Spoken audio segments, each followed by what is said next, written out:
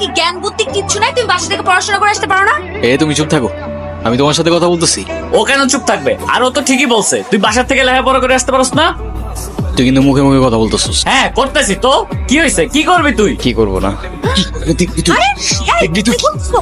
কি করতেছো তুমি? ছাড়ো ছাড়ো ছাড়ো। আরে কি আশ্চর্য! কি ছাড়ো!